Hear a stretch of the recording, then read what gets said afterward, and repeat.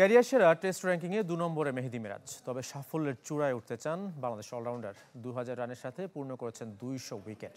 দলে শন টেইটের অন্তর্ভুক্তি কোচিং স্টাফকে আরও সমৃদ্ধ করবে বিশ্বাস মিরাজের। আগামী ১ মাস টি-20তে ব্যস্ত সময় পার করবে বাংলাদেশ, কিন্তু এই সময়টায় অখণ্ড অবসর মেহেদী মিরাজের। কম্বিনেশন বিবেচনায় জায়গা হারিয়েছেন ছোট ফরম্যাটে, তবে টেস্ট ক্রিকেটে আধিপত্য ধরে রেখেছেন। সাদা পোশাকে এরই মধ্যে উঠে এসেছেন অলরাউন্ডার র্যাঙ্কিংয়ে ২ নম্বরে। এমন সাফল্য উপভোগ করছেন মিরাজ, লক্ষ্য শীর্ষস্থান।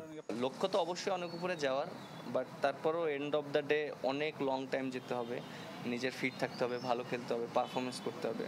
সো ওইভাবে অনেক বড় চিন্তা করছি না, ছোট ছোটোভাবে আগানোর চেষ্টা করছি। সত্যি কথা বলতে ১ নম্বর আসতে পারলে আরও ভালো লাগবে। বাংলাদেশের নতুন পেস বোলিং কোচ হিসেবে নিয়োগ পেয়েছেন শন টেইট, যার সাথে ফ্র্যাঞ্চাইজি ক্রিকেটে কাজ করার অভিজ্ঞতা রয়েছে মিরাজের। নিজে স্পিনার হলেও কোচিং প্যানেলে সাবেক অজি পেসারের অন্তর্ভুক্তি দলের শক্তি বাড়াবে বিশ্বাস টাইগার অলরাউন্ডারের।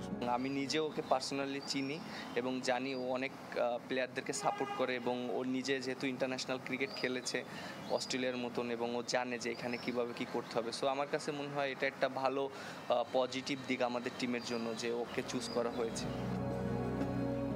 টেস্ট কিংবা ওয়ানডে নয়, লাল সবুজের জার্সিতে ৩ ফরম্যাটেই আলো ছড়াতে চান মেহেদী মিরাজ। বাংলাদেশের জন্য অর্জন করতে পারলে তারও বেশি ভালো লাগার বিষয়, আর সেটা যদি যে কোনো একটা ফরম্যাট হয় তাহলে সেটাও ভালো লাগার বিষয়।